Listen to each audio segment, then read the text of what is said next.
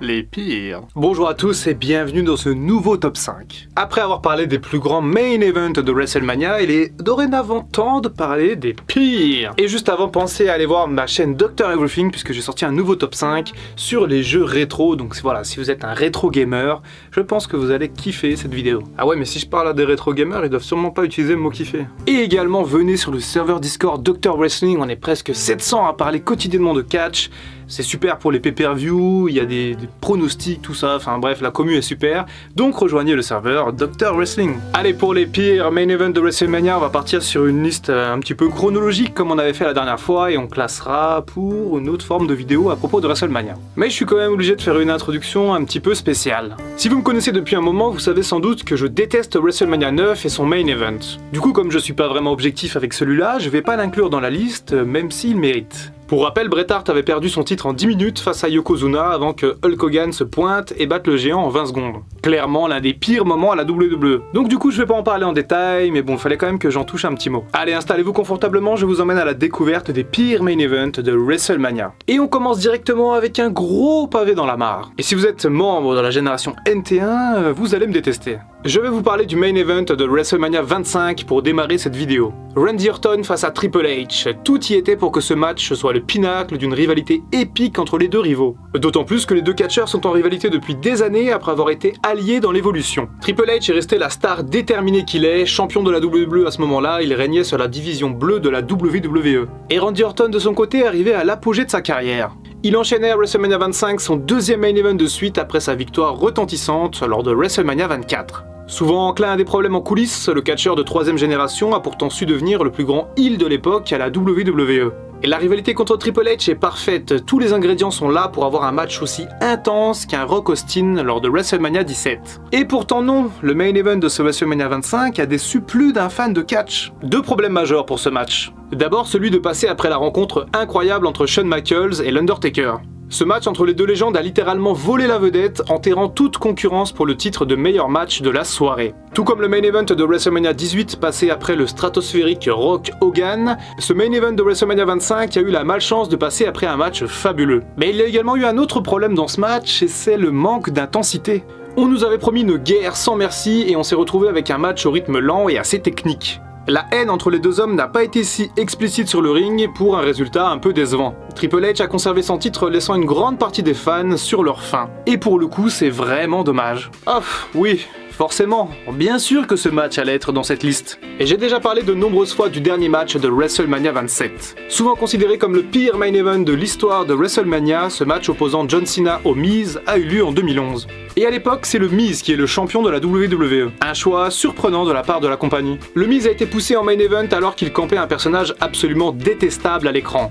John Cena, quant à lui, était sur sa lancée et enchaînait alors son 7ème WrestleMania de suite où il luttait pour un titre majeur. Un certain sentiment d'overdose pour les fans qui pour la plupart étaient usés de voir constamment le champ près du titre de champion. Un climat délétère à l'approche du match et l'ombre du Rock avec qui John Cena entretenait une certaine rivalité. Et le match est absolument infâme. Rien n'a fonctionné dans la copie qui a été proposée par les deux hommes. Le Miz a eu la malchance de se cogner la tête pendant le match et de subir une commotion cérébrale. John Cena de son côté a livré le minimum syndical en n'ayant presque jamais vraiment envie de divertir les fans ce soir-là. Cena a été agacé de devoir travailler avec le Miz qu'il ne considérait pas au niveau d'un main event de WrestleMania. Mais bon, à l'époque, il n'y avait pas grand monde pour tenir le rôle du grand méchant. CM Punk aurait pu avoir cette place, mais les créatifs ne croyaient pas encore en lui à ce moment-là.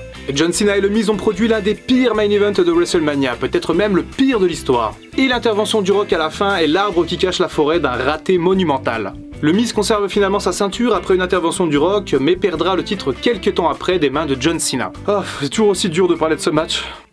Ça va peut-être râler un peu pour ce point. Mais oui, je suis obligé de vous parler de ce match et de tout ce qu'il a engendré comme déception. On s'était laissé en 2011 avec le main event de WrestleMania 27 complètement raté. Le reste de l'année 2011 a été l'occasion de construire encore davantage la rivalité entre John Cena et The Rock. Et d'autant plus que le match entre les deux a été annoncé dès le lendemain de WrestleMania 27.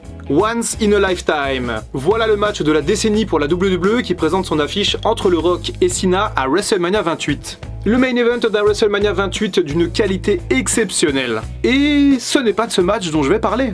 Non, je vais bel et bien vous parler de la revanche entre les deux légendes lors de WrestleMania 29, un an plus tard. Parce que oui, il y a beaucoup de choses à dire sur cette revanche. Déjà, ce match a mis fin au règne incroyable de CM Punk. Le Best in the World était champion depuis 434 jours et s'apprêtait peut-être enfin à aller dans le main event d'un WrestleMania. Sauf que le Punk de Chicago a perdu son titre contre le Rock. Un règne magnifique qui s'achève de manière amère face à une légende des rings certes, mais surtout face à un part-timer. Parce que oui, avoir le Rock champion de la WWE ce n'est pas spécialement grave, au contraire même. Mais beaucoup de fans ont détesté cette décision prise par les dirigeants. Et ce main event soulève un autre problème, celui du Royal Rumble. En 2013, le Royal Rumble a vu une victoire assez fade de John Cena. Le champ ayant remporté un Rumble match dans le seul but d'aller affronter le Rock à WrestleMania 29. Le main event de WrestleMania 29 a donc chamboulé les fans, mais pas forcément pour les bonnes raisons. Et il y avait aussi beaucoup moins d'excitation pour cette revanche que pour le match de l'année précédente. L'appellation Once in a Lifetime a complètement perdu de sa superbe avec cette deuxième manche. Rock versus Cena 2 a également déçu sur le ring avec un match pas vraiment emballant. Mais alors est-ce que ce match est si mauvais? Peut-être pas, mais en tout cas une chose est sûre, il a créé beaucoup de dégâts en 2013. Et l'histoire raconte même que c'est à ce moment-là que CM Punk a su qu'il arrêterait bientôt sa carrière de catcheur. Et pour quel résultat au final? Eh bien, un résultat financier assez décevant pour WrestleMania 29. Alors là, je suis particulièrement embêté puisqu'il me reste 2 places pour 3 main events vraiment pas dingues. Hey Dr Wrestling Démoniaque, qu'est-ce qu'on fait du coup? Eh ben écoute, je te propose de tricher. Ok, on triche. Commençons avec WrestleMania 33 qui aurait pu nous offrir l'un des meilleurs matchs de l'histoire. L'Undertaker est défié par Roman Reigns. Un premier vrai défi pour le Deadman après les matchs décevants contre Bray Wyatt et Shane McMahon les années précédentes. Et tout commence au Royal Rumble cette année-là. Un Royal Rumble 2017 marqué par la présence en masse de part-timers. L'Undertaker donc, mais aussi Bill Goldberg et Brock Lesnar viennent rajouter du piment dans ce match. Et l'Undertaker est éliminé par Roman Reigns. La nouvelle star de la WWE envoie un signal fort au Deadman. Dès lors, la rivalité va monter en intensité jusqu'à nous emmener au main event de WrestleMania 33. Un match qui aurait dû être un dream match mais qui ne l'a pas été pour 3 raisons. Premièrement, l'Undertaker était déjà arrivé en bout de course. 2017 a particulièrement montré que le Deadman n'avait plus la capacité physique d'affronter des poids lourds sur le ring. Et malheureusement ça s'est vu dans ce match, puisque le Phenom a raté plusieurs prises par manque de force dans les bras, ce qui a occasionné quelques botches. D'ailleurs ce match est le dernier gros match de l'Undertaker à WrestleMania, puisqu'il a affronté John Cena dans un mini-match l'année d'après et AJ Styles dans un ciné-match en 2020. Mais ça me permet de rebondir sur le deuxième problème de ce match. À la fin de la rencontre, c'est Roman Reigns qui gagne le match, laissant l'Undertaker vaincu au milieu du ring. Le Deadman dépose ses gants, son chapeau et son manteau en guise d'adieu à la foule. On comprend vite que l'on vient d'assister au dernier match de la carrière de l'Undertaker.